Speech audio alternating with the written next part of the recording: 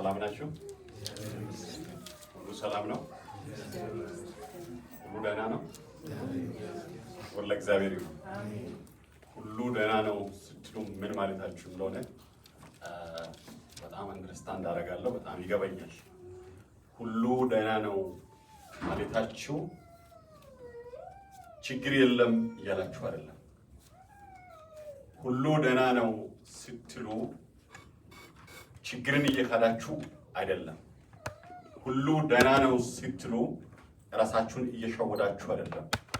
ሁሉ ደህና ነው ማለት ለክርስቲያኖች ለእኛ ስቴትመንት ኦፍ ፌዝ የእምነት ቃል እየተናገራችሁ። ክብር ለእግዚአብሔር ይሁን። ሁሉ ደህና ነው ስትሉ አሁን ያለው ሲቹዌሽን አሁን ያለው ሪያሊቲ አይቀጥልም እያላችሁ ነው። እግዚአብሔር ሁሉንም ነገር ኮንትሮል አድርጓል እያልን ነው። ክብር ለእግዚአብሔር ይሁን።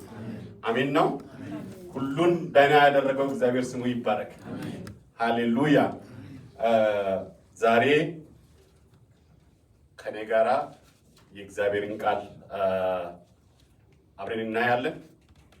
የእግዚአብሔር መንፈስ ከኛ ጋር ነው። እግዚአብሔር ይረዳናል። አሜን ነው። እኔ ብዙ ጊዜ ደስ የሚለኝ የእግዚአብሔርን ቃል ቆመን ስናነብ ነው። ከቻልን ሁላችንም ቆመን የእግዚአብሔርን ቃል እናነብ ደስ ይለኛል። እግዚአብሔር ይባርካችሁ። መጽሐፍ ቅዱስ የያዛችሁ ከመጽሐፍ ቅዱሳችሁ ሁለተኛ ነገሥት 4 ምዕራፍ ከ8 ጀምሮ ያለውን አብረን እናነባለን። እንዲህ ይላል። አንድ ቀንም እንዲህ ሆነ፣ ኤልሳዕ ወደ ሱናም አለፈ። በዚያም ታላቅ ሴት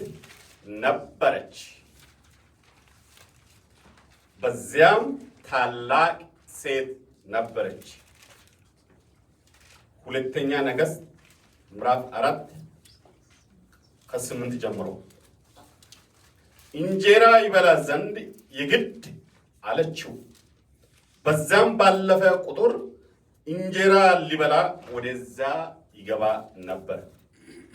ለባሏም ይህ በእኛ ዘንድ ሁል ጊዜ የሚያልፈው ቅዱስ የእግዚአብሔር ሰው እንደሆነ አውቃለሁ።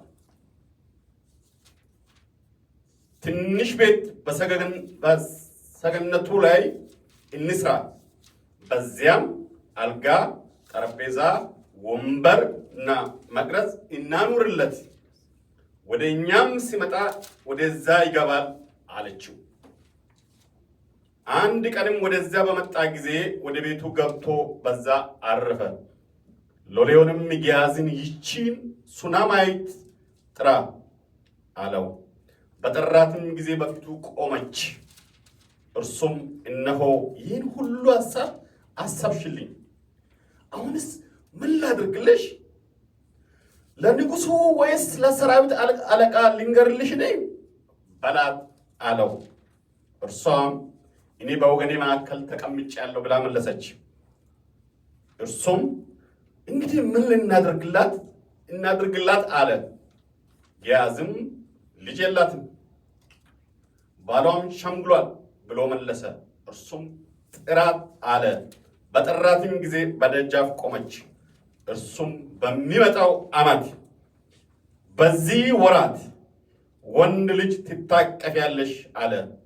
እርሷም አይደለም ጌታዬ፣ የእግዚአብሔር ሰው ባሪያዬን እንዳትዋሻት እለምንሃለሁ አለች። ሴቲቱም ጸነሰች። በዛ ወራት በአዲሱ ዓመት ኤልሳዕ እንዳላት ወንድ ልጅ ወለደች። እንጸልይ። የምትታመን አምላክ፣ በቃልህ እውነተኛ የሆንክ አምላክ፣ ስልጣን ያለህ አምላክ፣ ኃይል ያለህ አምላክ፣ ሁሉን ማድረግ የምትችል አምላክ፣ ሁሉን መፍጠር የምትችል አምላክ፣ ደካሞችን የምታበረታ አምላክ፣ ምንም ከሌለበት የሆነ ነገር መፍጠር የምትችል አምላክ እናመሰግንሃለን። ጌታ ሆይ የከበረውን ቃልህን ፍጹም የሆነውን ቃልህን እውነት የሆነውን ቃልህን ለኛ ሕይወት የሆነውን ቃልህን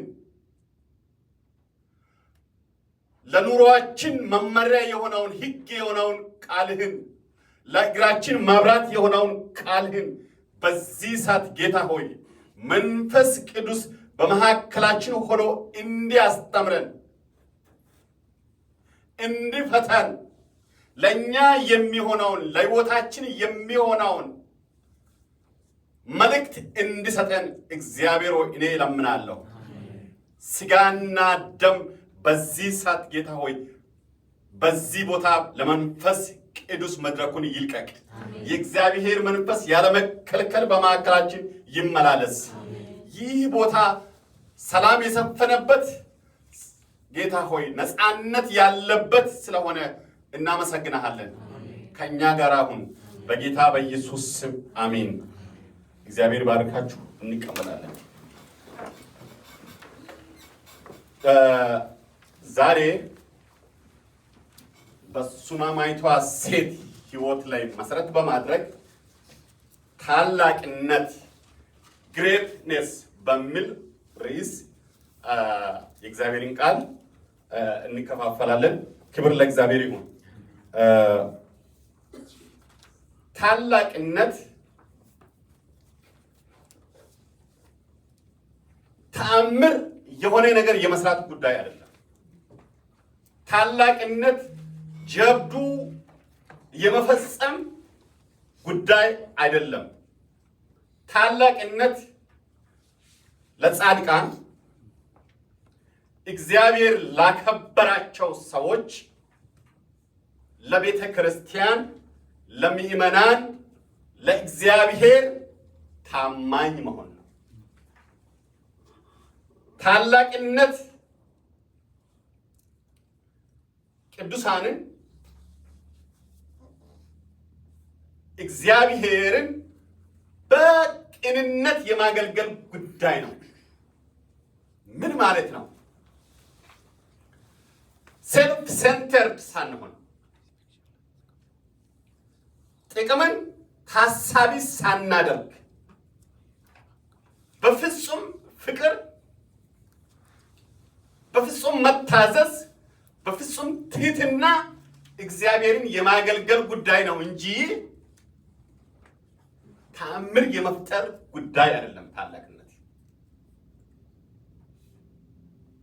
ታላቅነት መንፈሳዊ ታላቅነት፣ መጽሐፍ ቅዱሳዊ ታላቅነት መከራ ሲከፋ፣ ሐዘን ሲበረታ በእምነት የመጽናት ጉዳይ ነው።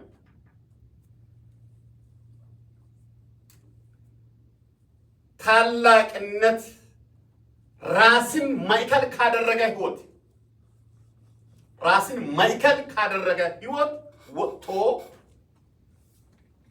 ፍቅርን ማዕከል ያደረገ ሕይወት መኖር ማለት ነው። ታላቅ ለመሆን ጦር ጄኔራል መሆን አይጠበቅባችሁ። ብዙ ጠላት መማረክ አይጠበቅባችሁ። ታላቅ ለመሆን በቅንነት እግዚአብሔርን ቅዱሳንን ማገልገል ነው። በእግዚአብሔር መታመን ነው። ለእግዚአብሔር ታማኝ መሆን ነው ታላቅነት። ማቴዎስ ወንጌል ምዕራፍ 23 ቁጥር 11 ላይ እንዲህ የሚል ቃል አለ። ከእናንተም የሚበልጠው አገልጋያችሁ ይሆናል። ታላቅ ሰው ተገልጋይ አይደለም።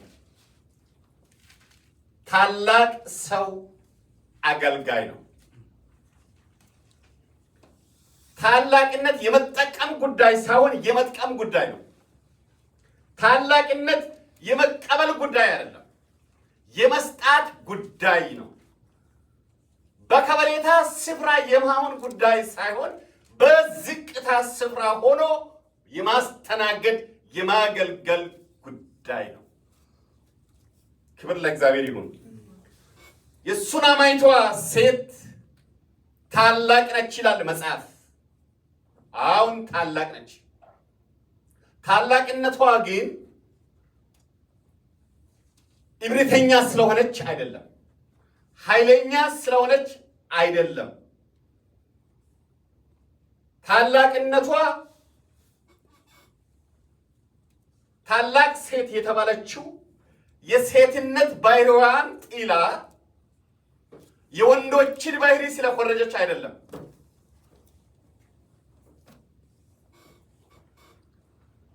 አመፀኛ ሴት ስለሆነች አይደለም። ጉልበተኛ ሴት ስለሆነች አይደለም። ከሃይማኖት ስርዓት ከማይበረሰቡ ወግ ያፈነገጠች አመፀኛ ሴት፣ ማንም የማይደፍራት ማንም የማይነካት ሴት ስለሆነች አይደለም። ሱናማይቷ ሴት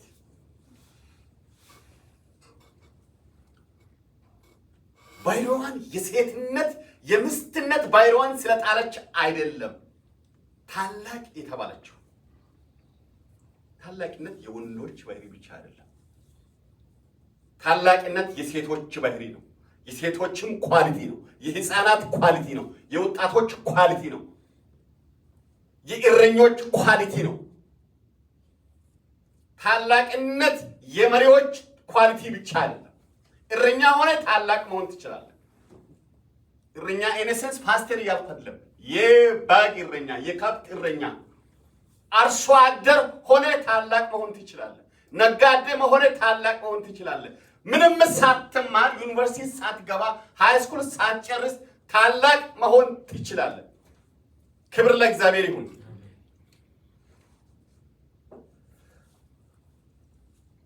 ታላቅ የተባለችው እቺ ሴት የሆነ ነገር ፈጥራ አይደለም። የእስራኤልን ሕዝብ ለእስራኤል ነፃነት ስለተዋጋች አይደለም። ታላቅ የተባለችው ልባም ሴት ስለሆነች ነው። ታላቅ የተባለችው ለትዳሯ ታማኝ ስለሆነች ቤቷን በብቃት ስለምታስተዳድር ነው። ታላቅ የተባለችው የሴትነት ኳሊቲ የሴትነትን ባህሪ አሟልታ ስለያዘች ነው። ታላቅ የተባለችው የሚስትነትን ኃላፊነት በአግባቡ የምትወጣ ሴት ስለሆነች ነው። ታላቅ የተባለችው ስግብግብ ስለሆነች ሳይሆን በመልካምነቷ፣ በለጋሽነቷ፣ በአገልግሎቷ፣ በማስተንግዷ ነው። ታላቅ የተባለችው እግዚአብሔር ያከበራቸውን ሰዎች ስለምታከብር ነው። ቅዱሱን እንደ ቅዱስ ስለምትቀበል፣ ነቢይን እንደ ነቢይ ስለምትቀበል ነው። ይህቺ የሱናማይቷ ሴት በስም ያልተጠቀሰችው ታላቅ የተባለችው በእውነትም ታላቅ ሴት ነች። ታላቅ የተባለችው ነገረኛ ሴት ስለሆነች አይደለም።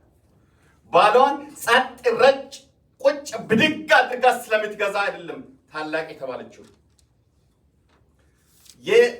የእምነት ሴት ስለሆነች፣ በእግዚአብሔር የምትተማመን ሴት ስለሆነች፣ የትህትና ተምሳሌት ስለሆነች፣ ታላቅ ሴት የተባለችው ግልጽ አመራር ስለምትሰጥ፣ ግራ የማያጋባ አመራር ነው የምትሰጠው። እኔ አቁም አዘጋይ ሳልልህ እንዳታዘጋይ ክሊር የሆነ ዳይሬክሽን ስለምታስቀምጥ ነው። ለባለቤቷ ቅዱስ የሆነ ትክክለኛ የሆነ ሪኮሜንዴሽን ስለምትሰጥ ነው። እውነት ስለምትናገር ነው። ተራራ ለመውጣት ስትፈልግ ተራራ ወደ እግዚአብሔር ሰው ይሄዳለሁ ብላ ስለምትሄድ ነው። ወደ ተራራ ይሄዳለሁ ብላ ወደ ዳውንታውን አይደለም የምትሄደው። እውነተኛ ነገር ስለምትናገር ነው። አትሸውድም፣ አታታልልም፣ አታጨረብርም። ክብር ለእግዚአብሔር ይሁን። እርዳታ ስትፈልግ ወደ ቁልቁለት አይደለም የምትወርደው፣ ወደ ተራራ ነው የምትወጣው። እርዳታ ያለው ቁልቁለት ውስጥ ቁልቁለት ላይ አይደለም። እርዳታ ያለው ተራራ ላይ ነው። እርዳታ ያለው ኤልሳ ጋር ነው። እርዳታ ያለው በሰራዊቶች ጋር አይደለም፣ በንጉሱ ጋር አይደለም። እርዳታ ያለው በኤልሳ ጋር ነው። እርዳታ ከየት እንደምታገኝ ታውቃለች። ታላቅ የተባለችው ትክክለኛ እውነተኛ ቅዱስ የእግዚአብሔር ሰው ማን እንደሆነ በእግዚአብሔር ቃል መሰረት በእግዚአብሔር ሕግ መሰረት ለይታ ነው የምታውቀው። በፌስቡክ ሁለት ሊሳን የተናገረው ሁሉ የእግዚአብሔር ሰው ነው ብላ አትከተልም። ሐሰተኛዋ ነቢይና እውነተኛ ነቢይ ለይታ የምታውቅ ስለሆነች that's why she is a great woman። ታላቅ ምንድነች? ሴት።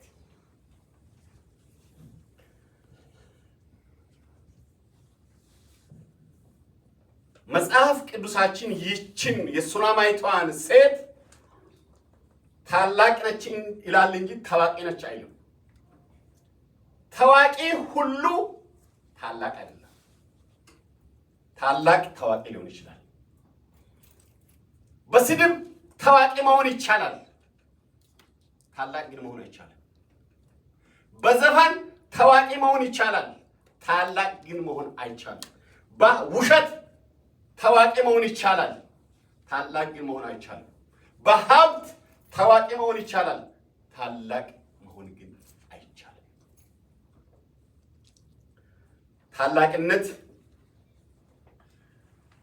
ታላቅነትን እኛ አይደለም የምንሰጠው።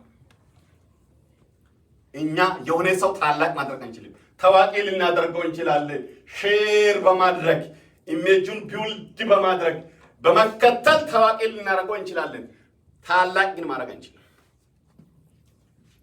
ታላቅነት በእግዚአብሔር ቃል ታላቅነት የሚገኘው በእግዚአብሔር ቃል ነው። ታላቅነት የሚመዘነው በእግዚአብሔር ቃል ነው። ታላቅነት የእይታ ጉዳይ ሳይሆን የስታንዳርድ ጉዳይ ነው። ምን ማለት ነው? በታላቅነት ላይ የተለያየ ፐርስፔክቲቭ የተለያየ እይታ ሊኖረን አይችልም። ሙሴ ታላቅ የእግዚአብሔር ሰው ነው። ሁሉም ክርስቲያን ሙሴ ታላቅ የእግዚአብሔር ሰው መሆኑን ያምናል። ሙሴ ታላቅ የእግዚአብሔር ሰው አይደለም ነው። በክርስቲያኖች መካከል በሙሴ ታላቅነት ክርክር የለም። ማርያም የጌታችን የኢየሱስ ክርስቶስ እናት ብፅዕት ነች። ክርክር አለ? ስንጨምር ነው በታላቅነት ኳሊቲ ላይ ስንጨምር እናበላሻለን እንጂ በታላቅነት ላይ ክርክር የለም። የእይታ ዲፍረንስ የለም። ለምን? ታላቅነት የሚቀደው ከጎረቤት አይደለም። ታላቅነት የሚቀደው ከሳይንስ ከፍልስፍና አይደለም። ታላቅነት የሚቀደው ከፖለቲካ ፖዚሽን አይደለም። ታላቅነት የሚቀደው ከቅዱሱ ከእግዚአብሔር ቃል ነው። ታላቅ መሆኑና አለመሆን የሚመዘነው በእግዚአብሔር ቃል ብቻ ነው። በእግዚአብሔር ቃል ታላቅ ያልሆነ ታላቅ አይደለም። ታዋቂ ሊሆን ይችላል። ታላቅነት ተጽዕኖ የመፍጠር ጉዳይ አይደለም፣ ወይም ደግሞ ሁል ጊዜ ተጽዕኖ የመፍጠር ጉዳይ አይደለም። በታላቅነታችን በጸጋችን ተጽዕኖ መፍጠር እንችላለን። ታላቅነት ግን ሁል ጊዜ ተጽዕኖ የመፍጠር ጉዳይ አይደለም። ታላቅነት ተጽዕኖን የመቋቋም ጉዳይ ነው። ተጽዕኖን ሳይቋቋሙ ተጽዕኖ መፍጠር አይቻልም። ዓለምን እየወደዱ ተጽዕኖ ፈጣሪ መሆን አይቻልም። ገንዘብን እየወደዱ ተጽዕኖ መፍጠር አይቻልም። የሥጋ ፍላጎትን እያባረሩ ተጽዕኖ መፍጠር አይቻልም። ተጽዕኖ የሚቋቋሙት ተጽዕኖ ፈጣሪ ናቸው፣ ታላቅ ናቸው። ክብር ለእግዚአብሔር ይሁን። ሃሌሉያ። ተጽዕኖ ታላቅነት ሁል ጊዜ የአሸናፊነት ህይወት ማለት አይደለም። በታላቅነት ውስጥ መሸነፍ አለ። በታላቅነት ውስጥ መሸሽ አለ። በታላቅነት ውስጥ መራቅ አለ። በታላቅነት ውስጥ ሮቦት እስኪሆን ድረስ መሸሽ አለ።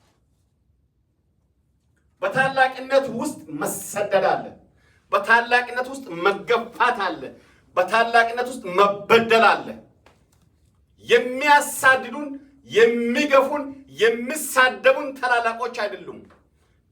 ለእውነት ለወንጌል የሚሰደዱ፣ የሚገፉ፣ የሚሰደቡ ናቸው ታላላቆች።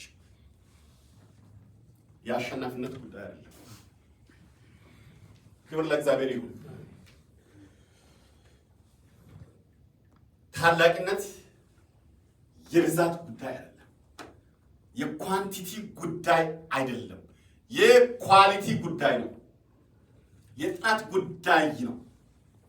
6 ሚሊዮን ተከታዮች ሊኖሩ ይችላሉ።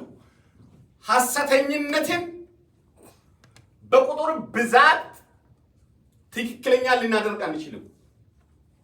6 ሚሊዮን ያለው ቤተክርስቲያን ትክክለኛ ቤተክርስቲያን ሊሆን አይችልም። ቁጥር አይደለም። የኳሊቲ ጉዳይ ነው። ታላቅነት የኳሊቲ ጉዳይ ነው። የእውነት ጉዳይ ነው። የቃል ጉዳይ ነው። ታላቅነት ኢየሱስ ክርስቶስ ተከታዮች ማነው? ደቀ መዝሙራት 12 ናቸው። የሄሮድስ ምናልባት በሺዎች የሚቆጠሩ ናቸው። ሄሮድስ እውነተኛ ነው ማለት አይደለም። ሄሮድስ እውነተኛ ንጉሥ ነው ማለት አይደለም። በተከታይ ብዛት እውነተኛ መሆን አንችልም።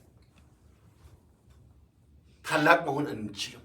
ታላቅነት የእውነት ጉዳይ። አሁን ታላቅ መሆናችሁን አውቃችኋል አይደል? አሁን ታላቅ ነን አይደለ?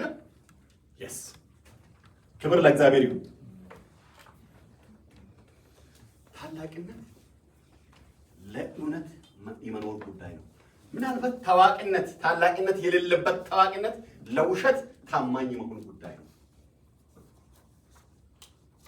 ታላቅነት ተአምር የመስራት ጉዳይ አይደለም። በእውነት በፍቅር በታማኝነት የመኖር ጉዳይ ነው። ክብር ለእግዚአብሔር ይሁን። ታላቅ ለመሆን ድምፃችን መቀየር አያስፈልገውም። የሆነ ሌላ ባህሪ ማምጣት አይጣበቅብንም። በተሰጠን ነገር በተሰጠሽ ነገር ሴት መሆን ትልቅ ክብር ነው። ትልቅ ጸጋ ነው። ወንድ መሆን ትልቅ ክብር ነው። ታላቅነት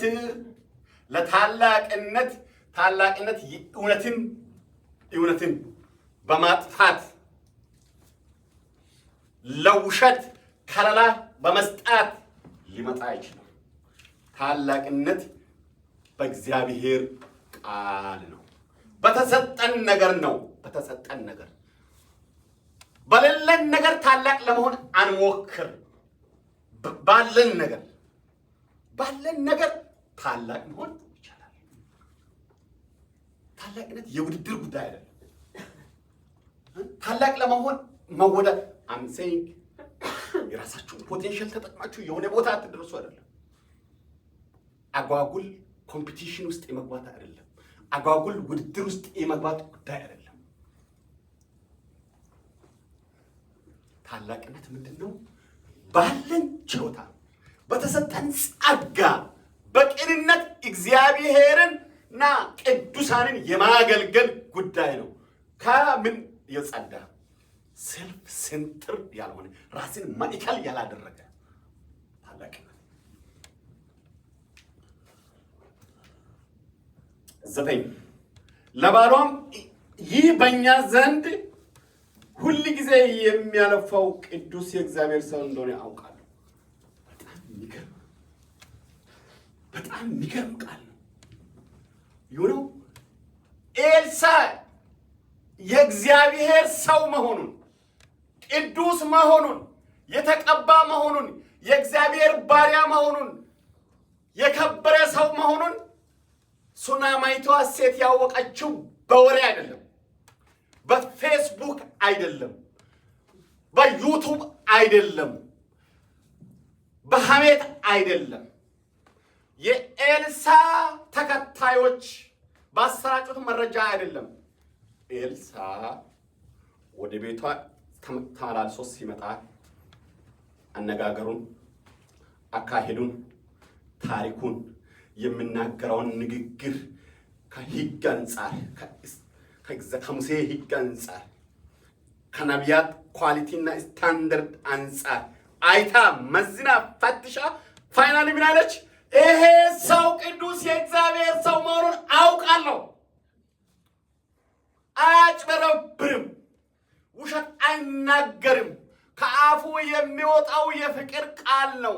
ከአፉ የሚወጣው የትምህርት ቃል ነው። ምክር አለበት፣ መንፈስ አለበት።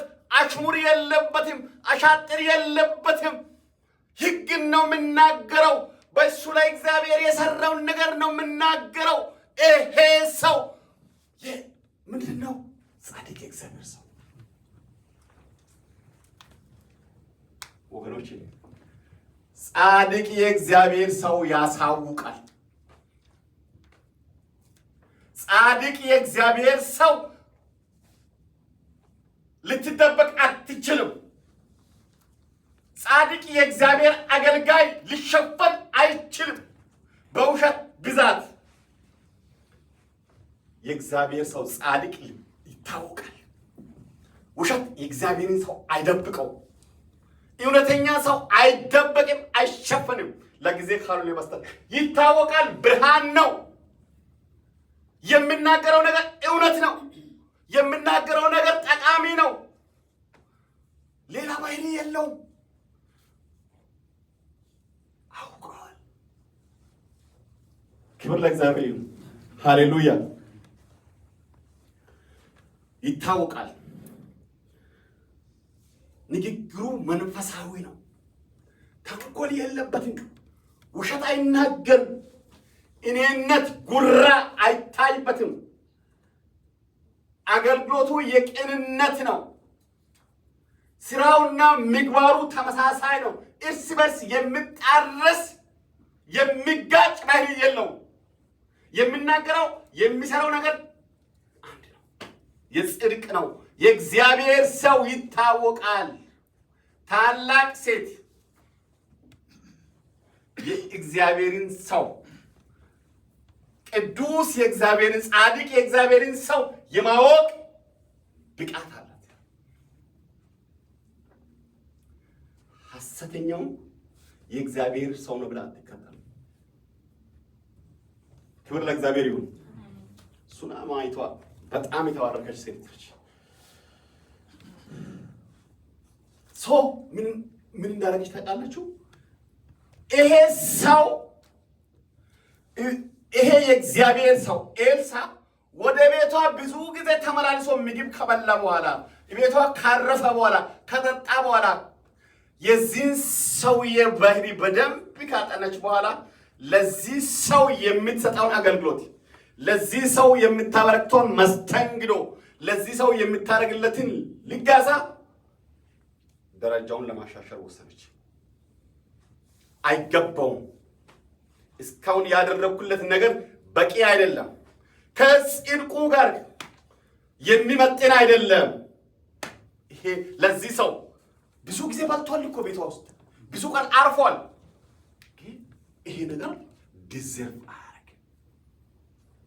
ለዚህ ለቅዱስ ለእግዚአብሔር ሰው ካደረኩለት በላይ አደርጋለሁ፣ ካገለገልኩለት በላይ ያገለግለዋለሁ፣ የተሻለ መስተንግዶ አደርግለታለሁ። ሰው ምን ይደረግ? ኢንቨስት ተደርጎ ገንዘብ ወጪ አድርገን ከላይ አንደኛው ፎቅ ላይ አንድ ክፍል እንስራለት፣ አልጋ፣ ጠረጴዛ፣ ሌላስ መቅረስ እናድርግለት። ባለ 3 ኮከብ ሩም ማይ ፍሬንድ፣ ባለ 3 ኮከብ ሩም በዛ ዘመን ገንዘብ ኢንቨስት አድርጋት። ቅዱስ ነው። ብዙ ጊዜ መጥቷል፣ አይተዋለች። የምናገረው ነገር የሕግ ነው፣ የጽድቅ ነው። ለዚህ ሰው የምናደርግለትን አገልግሎት ማሻሻል አለብን አለች። ክብር ለእግዚአብሔር ይሁን። የኤልሳን ሸክም እሷ ተሸከመች። የኤልሳን በርደን የኤልሳን መከራ እሷ ተሸከመች። ክብር ለእግዚአብሔር ይሁን።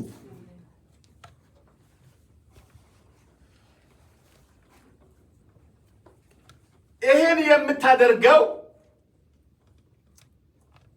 ከምንም ተነስታ አይደለም። ልብ አድርጉ። ይህን ሁሉ የምታደርገው ከምንም የሆነ ነገር ታሳቢ አድርጋ አይደለም። እግዚአብሔር ያከበረውን ሰው ለማክበር ነው። ማቴዎስ ወንጌል ምዕራፍ 10 ቁጥር 40 ላይ እንዲህ እስከ 42 ላይ ያለውን አነብላችኋለሁ። እናንተን የሚቀበል እኔን ይቀበላል፣ እኔንም የሚቀበል የላከኝን ይቀበላል። ነቢዩን በነቢይ ስም የሚቀበል የነቢይን ዋጋ ይወስዳል። ጻድቅንም በጻድቅ ስም የሚቀበል የጻድቁን ዋጋ ይወስዳል።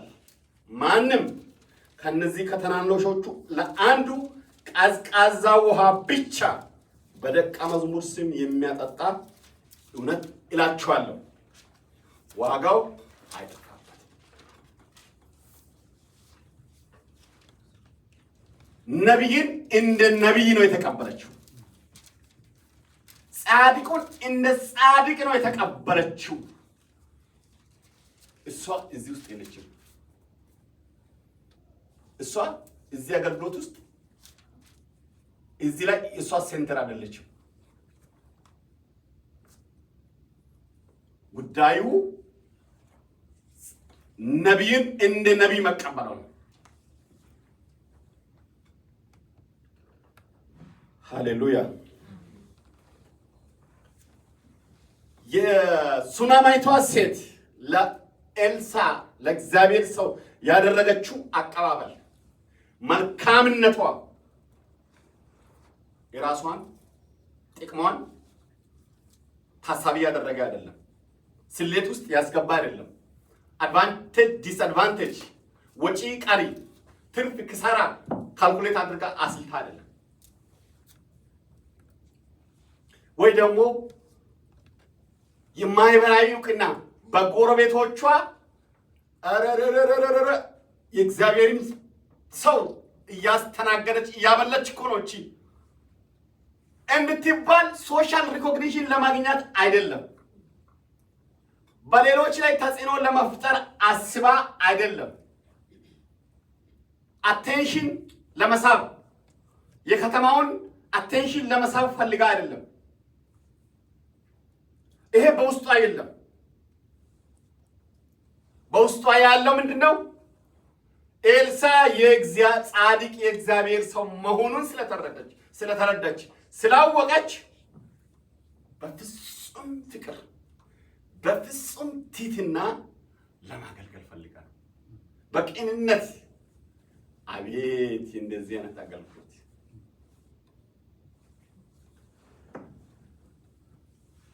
አገልግሎቷ በእግዚአብሔር ላይ ባላት እምነትና በኤልሳ ላይ ባላት መተማመን ላይ የተመሰረተ ብቻ ነው። there's nothing else። በእግዚአብሔር ላይ እምነት አላት። ኤልሳ ላይ ምን አላት? መተማመን። she trusting ትተማመነዋለች፣ ታምነዋለች። በጣም በሚገርማችሁ የአገሩን ንጉስና የሰራዊቱን አለቃ አትተማመን፣ ኤልሳን ነው የምትተማመን። ክብር ለእግዚአብሔር ይሁን። የሚገርማችሁ ነገር ይሄን ሁሉ ካደረገችለት በኋላ ኤልሳ ጠዋት ተነስቶ እግዚአብሔር ይስጥሽ ተባረኪ አይ ላቭ ዩ ብሎ ሊወጣ አልፈለገም። በቃ ጠዋት በልቶ ጣቶ በተዘጋጀለት አልጋ አርፎ ጠዋት ተነስቶ ቁርሱን በልቶ ታንክ ዩ ሶ ማች አይ ላቭ ዩ ብሎ ሊወጣ አልፈለገም። የኤልሳን ሸክም ስለተሸከመች ኤልሳ የእሷን ሸክም ደግሞ ሊሸከም ፈለገ። ቅዱሳን እንደዛ ናቸው። የቅዱሳን ባህሪ እንደዛ ነው። መውሰድ ብቻ አይደለም። የወንጌላውያን ባህሪ ለእኔ ብቻ አይደለም፣ ለአንተም ለእኔም። አንተ የሆነ ችግርን ትፈታለህ፣ እኔ ደግሞ የሆነ ችግር እፈታለሁ። አንተ በምክር በጊዜ አንተ በጸሎት ታግዘኛለህ። ቅዱሳን ስግብግብ አይደለም። በልተው ታንክ ብለው አይደለም የሚወጡት። ገላትያ 6:2 ላይ እንዲህ ይላል፣ ከእናንተ እያንዳንዱ የአንዱን ሸክም ይሸከም። እሷ የኤልሳን ሸክም ተሸከመች። በነገራችን ላይ በተለይ ከአዲስ አበባ የመጣችሁ ሰዎች ይሄ ነገር ላይገባችሁ ይችላል። በድሮ ዘመን ሰው አንደኛ ድህነት አለበት፣ ሁለተኛ ምግብ ቤቶች፣ መኝታ ቤቶች በየቦታ አይገኙም። ሰዎች የሚያርፉት በዘመድ ቤት፣ በሰው ቤት ነው፣ ወይ ደግሞ በቃ አሳድሩን ብለው ነው የሚያርፉት። that's why ይሄ ነገር የሆነው ማለት ነው።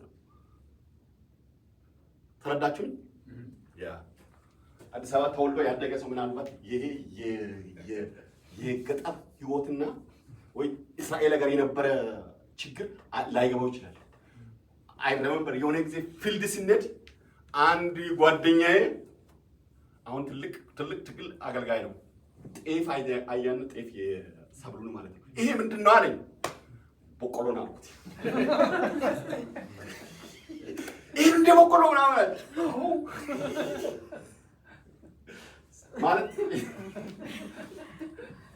እና በነገራችን ላይ ወንጌል የተስፋፋው በክፍለ ሀገር እንደዛ አይነት መልኩ ነው። ሰዎች የሚያድሩት በሰው ቤት ነው። አንዱ ቤት አድረው ይሄዳሉ።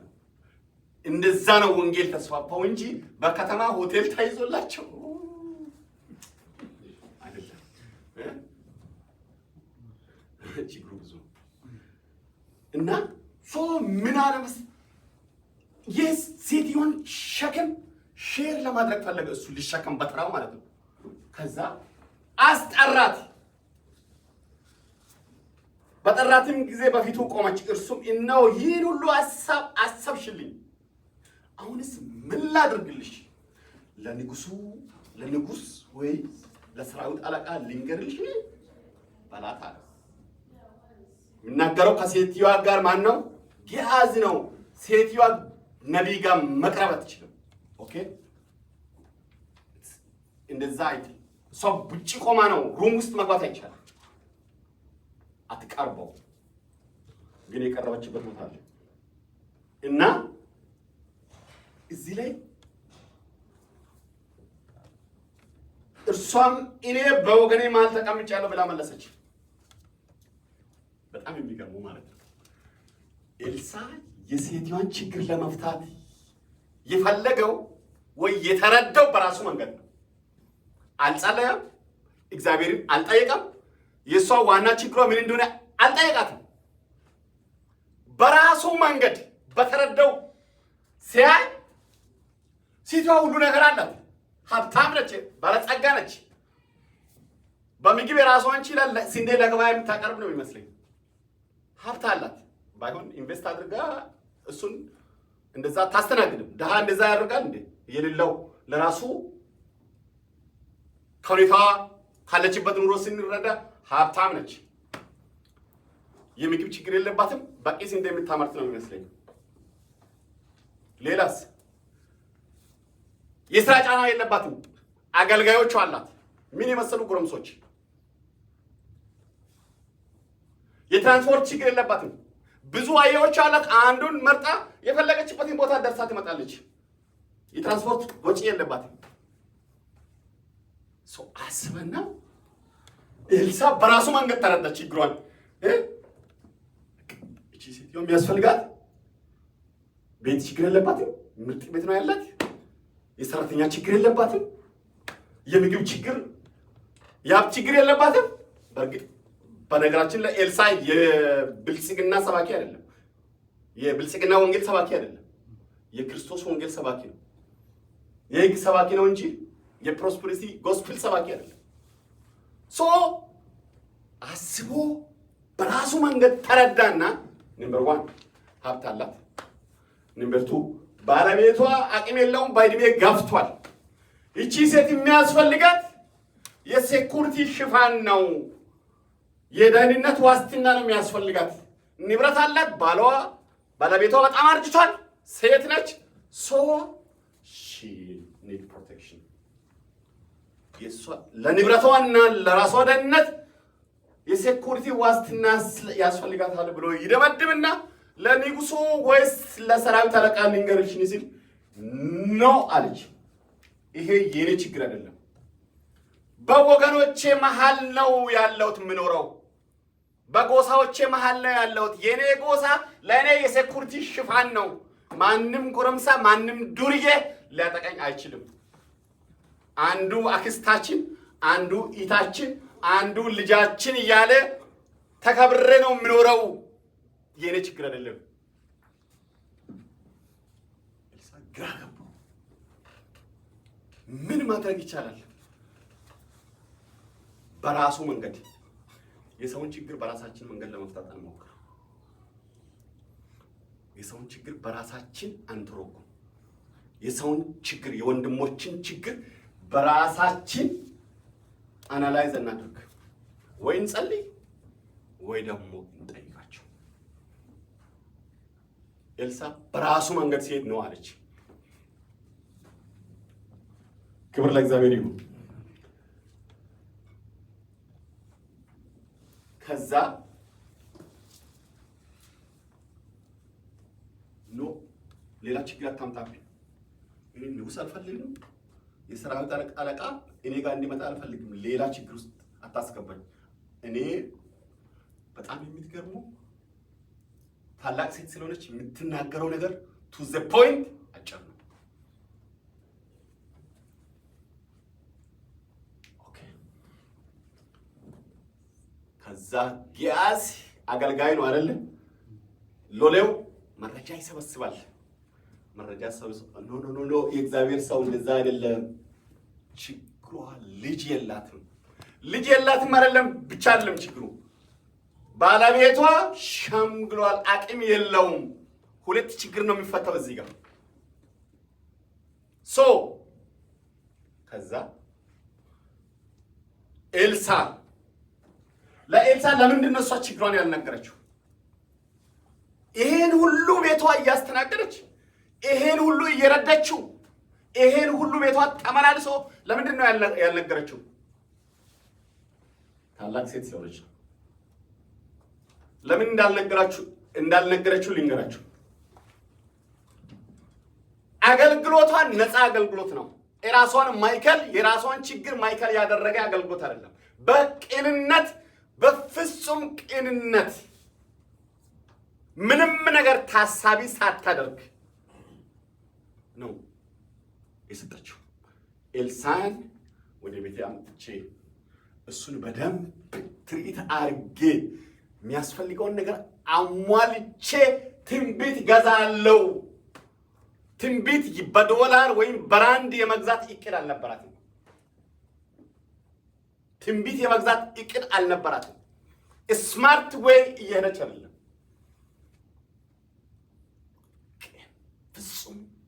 በፍጹም መታዘዝ፣ በፍጹም ትህትና ላይ፣ በፍጹም ቅንነት ላይ የተመሰረተ አገልግሎት ነው እየሰጠች ያለችው።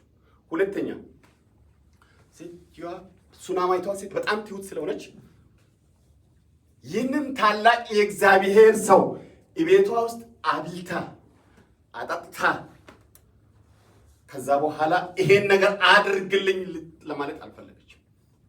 ይሄ እብሪተኝነት ነው፣ ነውር ነው። ይህንን ታላቅ የእግዚአብሔር ሰው የበላኸውን በትንቢት ክፈልልኝ ልትል አልፈለገችም። ልትገዛ አልፈለገችም። ክብሩን ይነካል ብላ ለሱ ከተገለጠለት ኦኬ።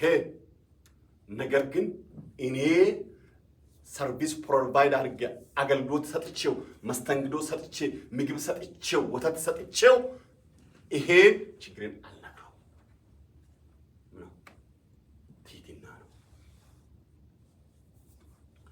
ሌላውስ በራሷ ኮንፊደንስ አልነበራትም።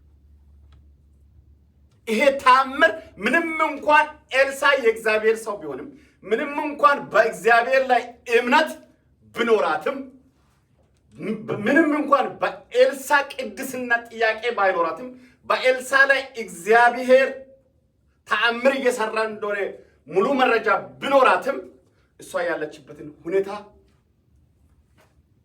አልተቀበለችም። ምሳሌ ልንገራችሁ። ማን ነው ሩጫ ማይችል ከዚህ ውስጥ እኔ ሩጫ በራሱ ወጣት እኔ ሩጫ አልችልም የሚል አንድ ሰው አገኛለሁ። ሩጫ የማትችል በቃ ምንም መሮጥ አልችልም እኔ። ትችላለህ?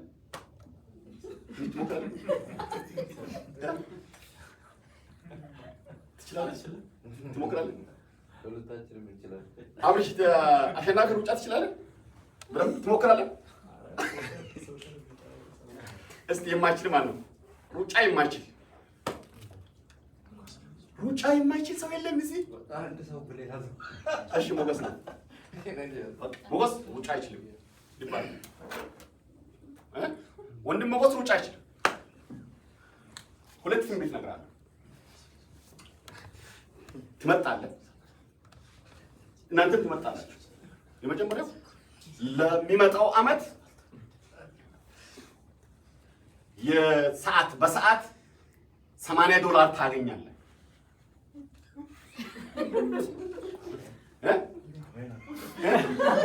አሜን። ይሄን ማመን ይከብዳል። ይሄን ትንቢት አይከብድም። አሁን 50 ወይ 60 እያገኘ ከሆነ ንግስ 80 ይሆንልሃል ማለት እስናት ውስብስብ የሆነ ነገር አይደለም፣ ቀላል ነው። አሜን ትላለህ። በቃ ይሆናል። አዎ እኮ ትንቢቱን ተናገርከው እንዳትሳሳት።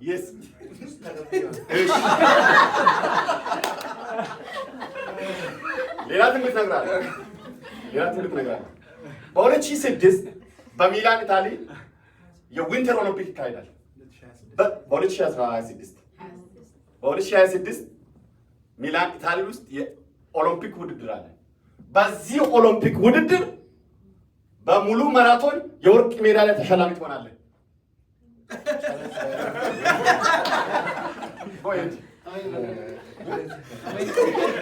ለምንድን ነው የሳቃችሁት?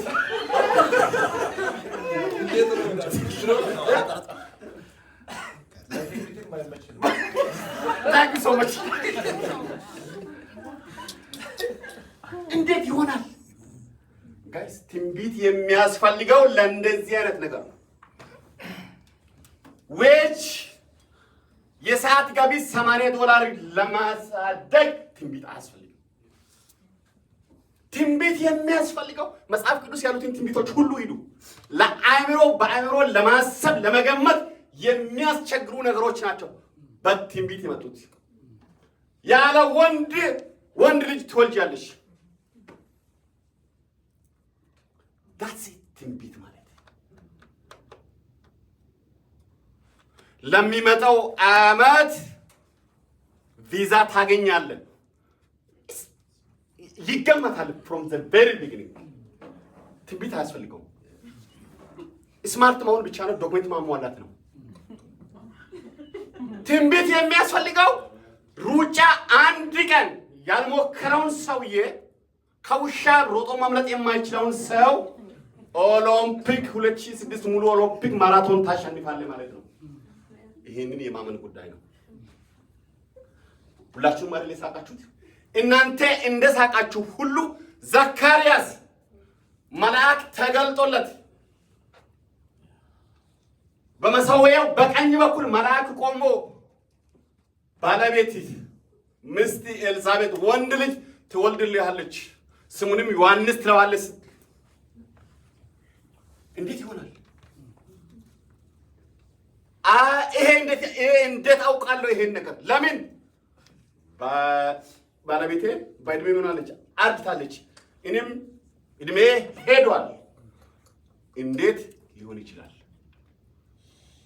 ትንቢት የሚያስፈልገው ይሄን ማመን ነው። ሳራ መልአኩ መጥቶ ለአብርሃም ሲናገር ለምንድን ነው የሳቀችው?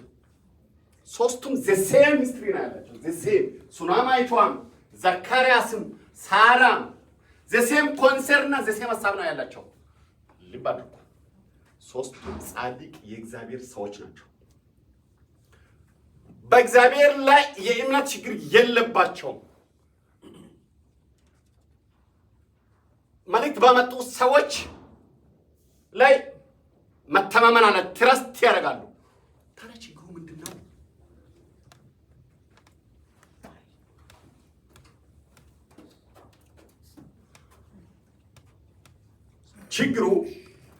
ችግሩ የሚመነጨው ከየት ነው?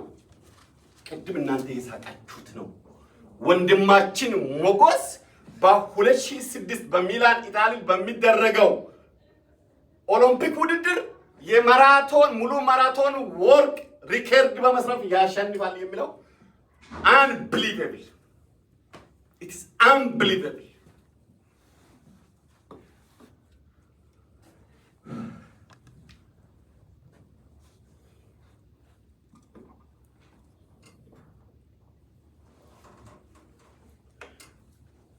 ከዛስ ሁለተኛ ጊዜ ጠራት።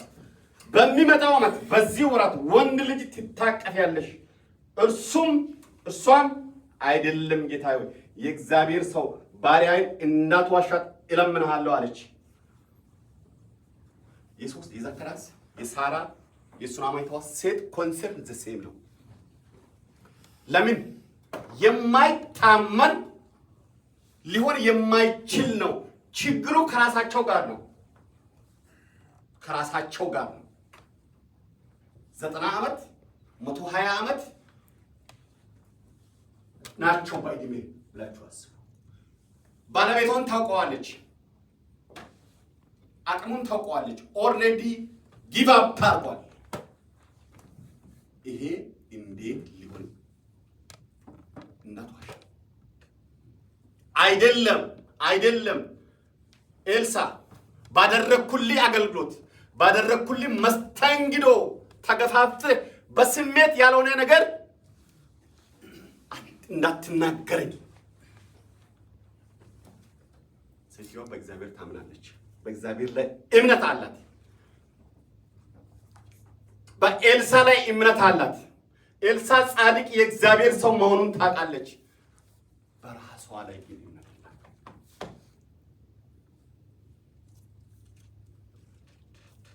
በእግዚአብሔር መታመን በእንደዚህ አይነት ኮንዲሽን ነው። የማይፈታ ችግር አለ ብላችሁ አስባችኋል? ከእግዚአብሔር ስልጣን፣ ከእግዚአብሔር ኃይል፣ ከእግዚአብሔር ቃል በላይ አይደለም። የአንተ ችግር ከእግዚአብሔር በላይ አይደለም። ቃል የሚያስፈልገው ለዚህ ነው። ቃል የሚያስፈልገው በቃል ማመን በዚህ ወቅት ነው። በቃል መታመን በዚህ ወቅት ነው።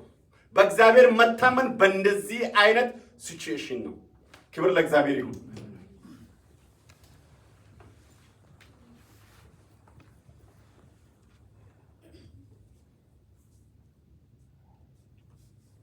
እቺ ሴት በእግዚአብሔር የማመን ችግር የለባትም። እቺ ሴት ኤልሳ የእግዚአብሔር ሰው ጻድቅ መሆኑን ከማመን አንጻር ችግር የለባትም።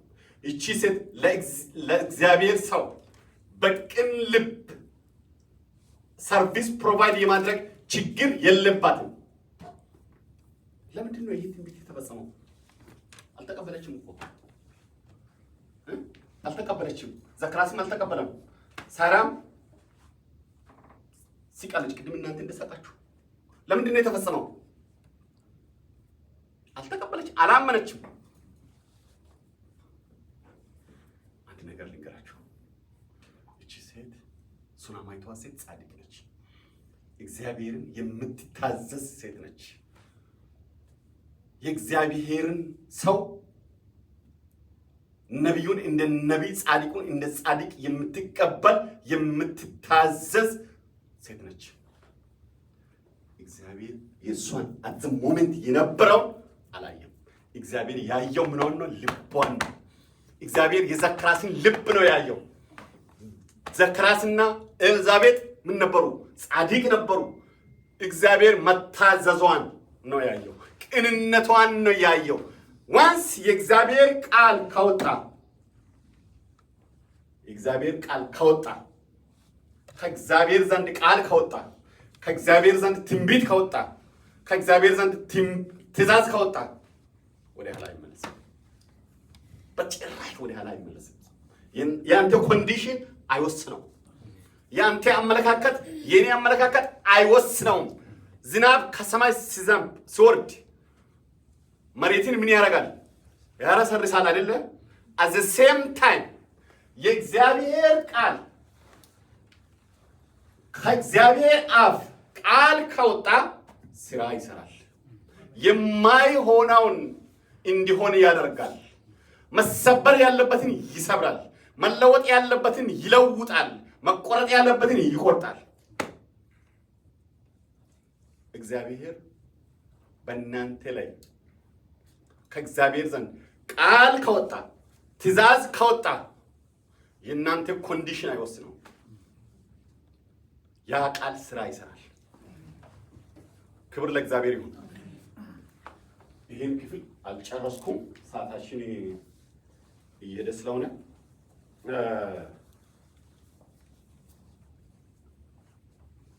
ሌላ ጊዜ ፓርቱን የእግዚአብሔር ፈቃድ ከሆነ እናያለን። በጣም ኢምፖርታንት ፓርቱ ማለት ነው። ለእናንተ ጥሪ አለኝ።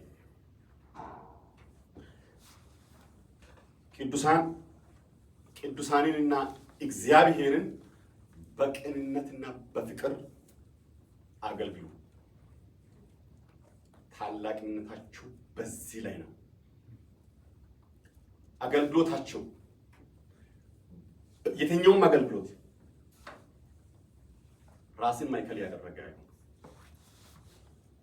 እንደ እግዚአብሔር ቃል አገልግሉ። የራስን ፍላጎት ትኩረት አናድርግ። ትክክለኛ የእግዚአብሔር ሰው በእግዚአብሔር ቃል መሰረት ላይ ከዛ እንቅረብ። እውነተኛ የእግዚአብሔር አገልጋዮችን ያለ ስሌት እንደግፍ። ሰውን በእግዚአብሔር ቃል መሰረት እንፈትሽ። በማንኛውም ጉዳያችን በእግዚአብሔር እንተማመን። የወንድሞችን ሸክም ተሸከሙ። መሸከም ካቃተን የኢዮብ ጓደኞች አንሆን። ስለሰማችሁኝ እግዚአብሔር ይባርካችሁ። በጣም አመሰግናለሁ። በጣም ወዳችኋለሁ። አብርሃምንና ቲሙን ወደዚህ ጋብዛለሁ። ከዛ በኋላ